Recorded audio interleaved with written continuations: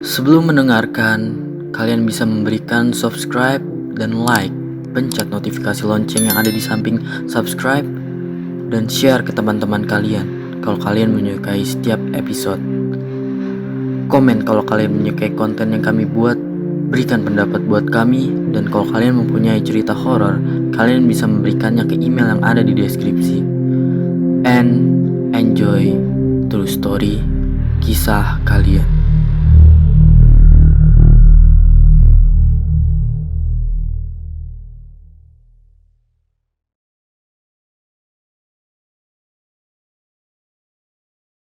Kisah kalian.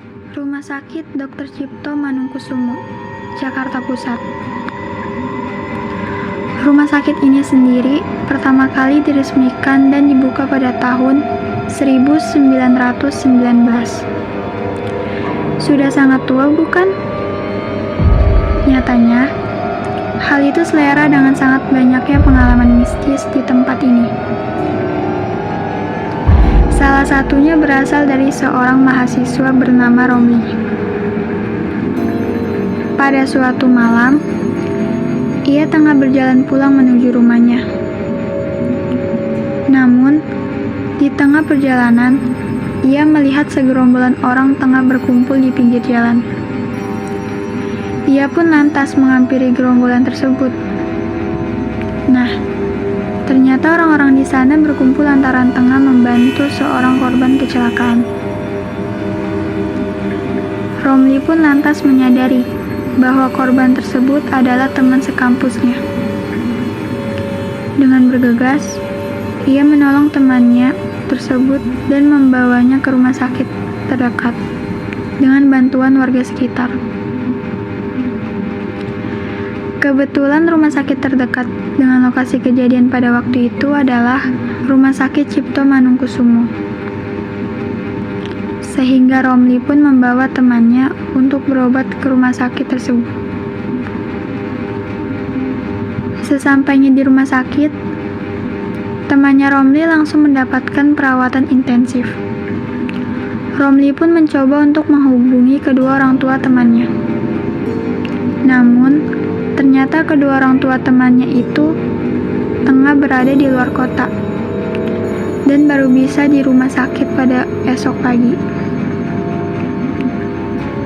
Romli pun diminta tolong oleh kedua orang tua temannya agar menjaga temannya itu hingga esok pagi tiba. Setelah mengiyakan, Romli kemudian meminta izin kepada kedua orang tuanya untuk dapat menemani temannya yang tengah terbaring lemas di Rumah Sakit Cipto Manungkusumo. Setelah itu, ia pun pergi menuju rumah di mana temannya tengah mendapatkan perawatan. Waktu telah menunjukkan pukul 11:30 malam. Suasana rumah sakit pun begitu sepi. Romli yang sedari tadi berusaha untuk tidur tetap saja terjaga lantaran masih syok dengan kejadian yang dialami oleh temannya. Akhirnya, ia pun memutuskan untuk membeli segelas kopi guna menghilangkan rasa bosan, menunggu kantuk yang tak kunjung tiba. Ia kemudian bertanya lokasi kantin kepada seorang perawat yang kebetulan ditemui di salah satu lorong Rumah Sakit Cipto Manungkusumo. Namun, alih-alih menunjukkan petunjuk, Romli malah bingung karena penjelasan dari perawat yang sedikit tidak jelas. Akhirnya ia pun memutuskan untuk menggunakan instingnya demi mendapatkan segelas kopi. Nah, ketika tengah berjalan-jalan di lorong yang gelap, ia mencium aroma obat-obatan yang sangat menyengat. Selang beberapa menit, ia pun mendengar suara aneh seperti orang yang tengah berbisik. Suara tersebut terdengar berasal dari lorong yang ada di depannya. Karena penasaran, ia pun mendekati sumber suara.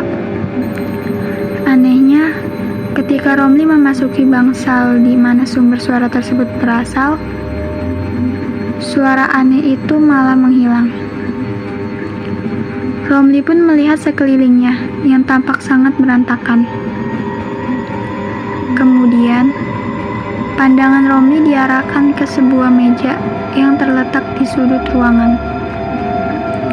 Saat itu memang kondisi bangsal sangat minim cahaya, sehingga ia harus sedikit menyingsingkan matanya guna mendapatkan penglihatan yang fokus.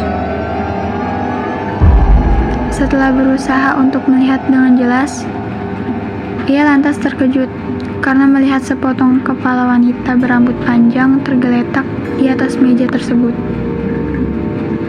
Ngerinya, wajah dari wanita itu tampak tersenyum dengan tatapan tajam ke arah Romli sambil tertawa cekikikan.